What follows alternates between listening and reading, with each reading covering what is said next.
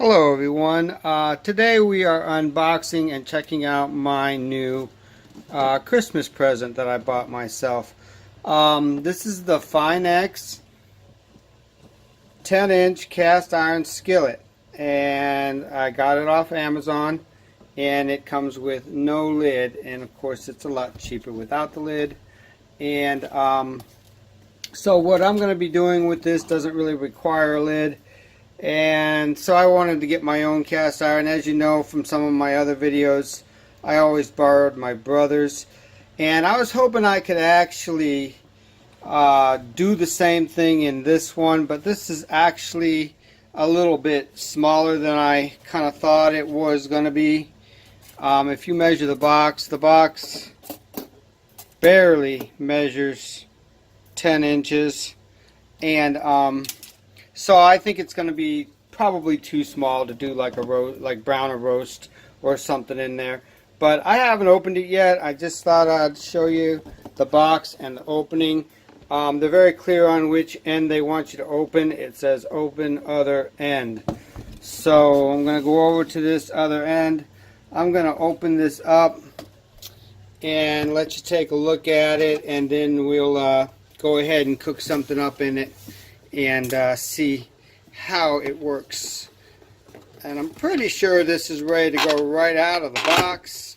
I'm going to read the directions first, just to make sure I don't have to do anything ahead of time before I start cooking in it.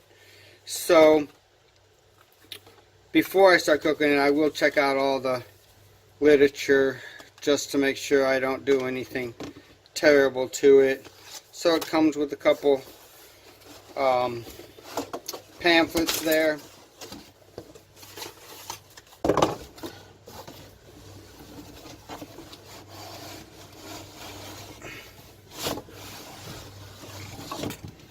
Alright, well there you go.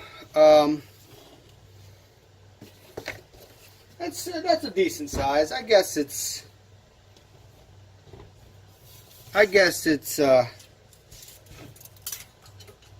yeah, well, it's less than 10 inches here.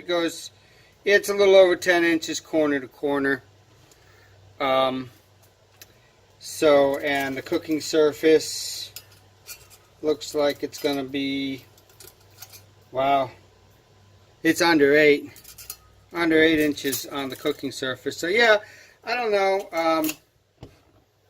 Again, it'll be fine for what I bought it for. I just might not be able to do other things with it, and I might still have to borrow my brother's big 12-inch Lodge, which does fine. I don't mind that.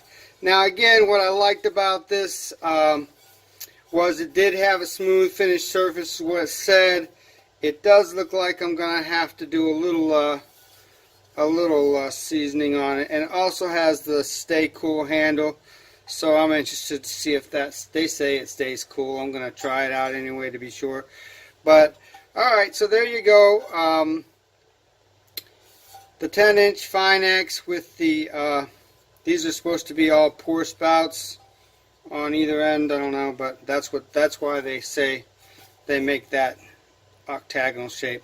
But I'm going to go ahead and season it up or do whatever I have to do to it, and then we'll come back and I'll let you know what I do to it too. And maybe even film it on camera, and then we'll cook something up on it once it's ready. Okay, so the only two items, I cleaned out the box completely, and the only two items that were in the box other than the pan were these two pamphlets. This is just advertisement, other products. And these are the product descriptions of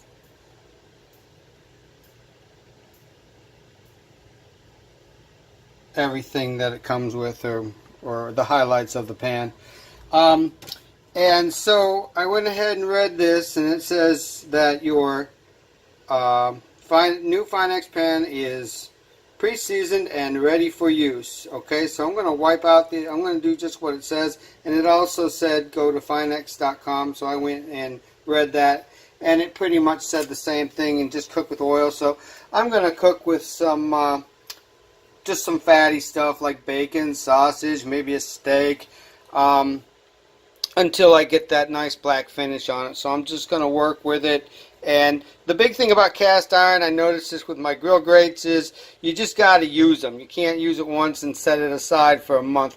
You just use it. So again, here's the size comparison of the two. This is my Calphalon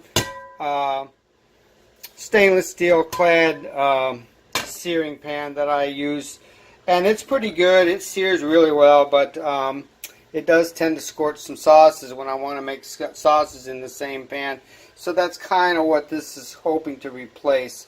And this is about almost a 9-inch cooking surface from side to side, where this again is barely 8.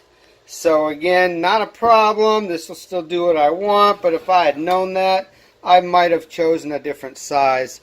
So keep in mind that these do run kind of small. They do measure from corner to corner, which isn't really being honest, I think. But other than that, if you just know ahead of time, you can make your right decision. So, and a couple other things I want to notice before I get going on this, I just want to show you. This is just a little tarnish right there, and some more over on this side. It's kind of in the shadow, but yeah. So what I'm going to do is just scrub that out with a scrub pad, not a metal one or anything, just a and some water before I get going on that, just to get it out of the way. I don't want the finish forming over that, so I'm just going to scrub that out real quick, and then we'll get started with cooking some bacon and some sausage and some eggs and stuff like that. I'll just show you one step at a time. I'm not going to take you through the whole process.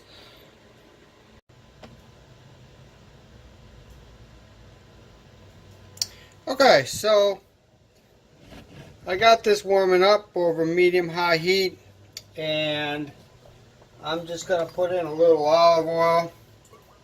It says use extra oil the first couple times that you use it. So, of course, you don't really need oil when you're cooking bacon, but I don't want anything to stick to the surface. I want everything just kind of gliding and coating everything.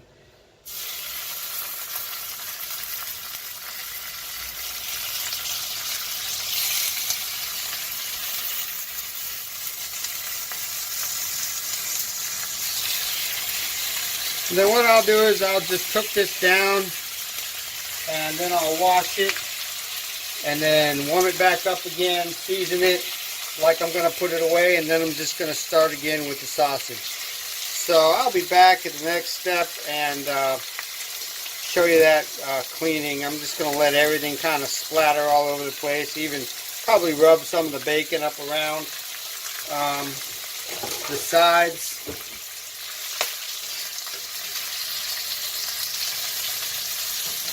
Maybe I should have waited a little bit longer until it started cooking a little bit more. Alright, so I'll be right back whenever I'm at the next step. Okay, so got the bacon out. Handle is, by the way, still cold. If you get up too close, though, it does get hot fast, so you got to be careful. And another thing I want to point out is this is a very heavy pan. As a matter of fact, let me see if I can change hands here. What I'm going to do here is just test out this pouring mechanism.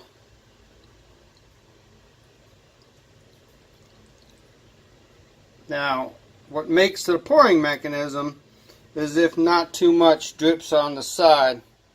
Looks like I got a little drip there. But that's the idea of that. Now I got some warm water here.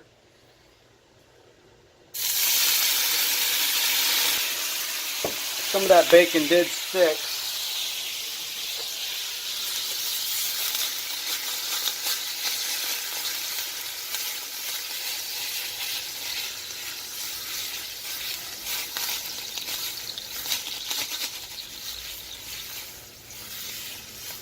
Alright, now it looks like where it's stuck, pulled off some of that seasoning, which is fine. That kind of what happened. So I'm going to just go ahead and dry that out and start in with some sausage.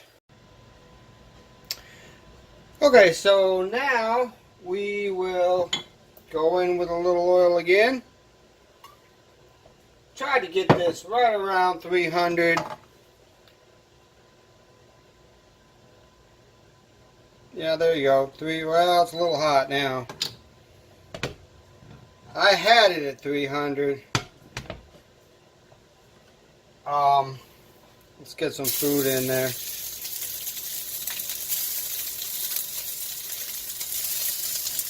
That'll cool it off a little. Although I will have to say, they do take a while to, this does take a while to heat up. And it also takes a while to cool down. So, it does hold a good constant heat, which is really what you use cast iron for.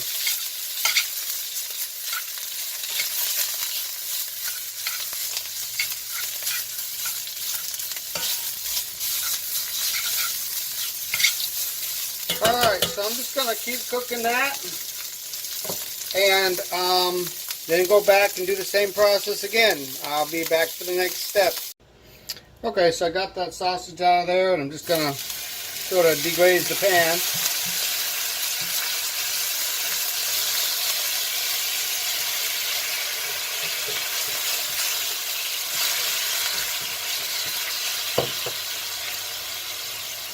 And I'm just going to dump that out and wipe it out. Incidentally, I've been cooking quite a bit on this, and that handle is getting hot, so it will get hot eventually. The end of it, the copper end here, is getting hot, so I need something to keep my hand. So I'm going to go rinse that out and dry it off. Okay, so I'm just going to pour a little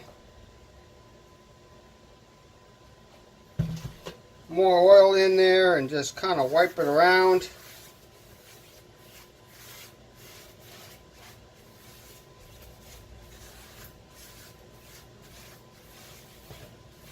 And it's still warm, by the way. All I did was rinse it out. Got all the chunks out of there and everything. So I wiped around a little oil. And again, you're supposed to use lint-free rags and lint-free paper towels. I don't have any, so I'm just trying real hard not to scrub too hard to where, you know, it starts falling apart and little fibers are getting in there. And what I do, once I put the oil in, I kind of wipe it all out again. Give the whole thing a thin little coating of oil on there.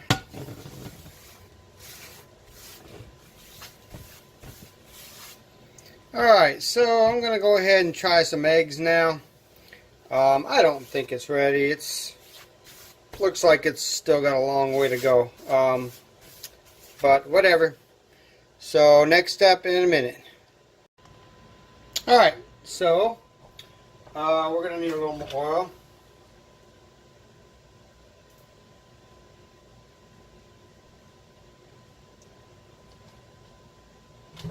And this time, a little butter as well.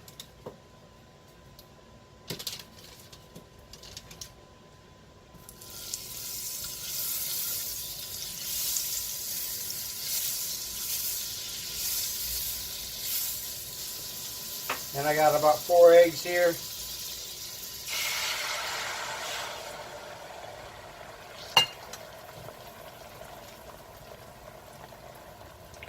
And let's see how they do. Right now they're looking good. They're sort of setting up.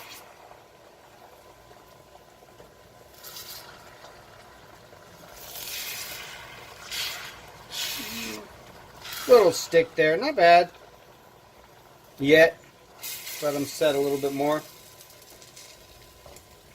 Tried not to let my pan get a little too hot this time. It was getting a little hot last time. Oh yeah, look at that. Woo. That's nice.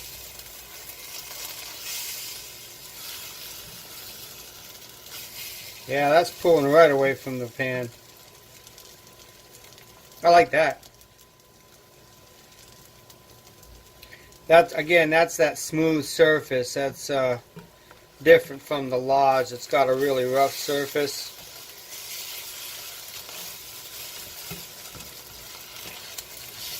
Which is okay. It just takes some getting used to. That looks nice.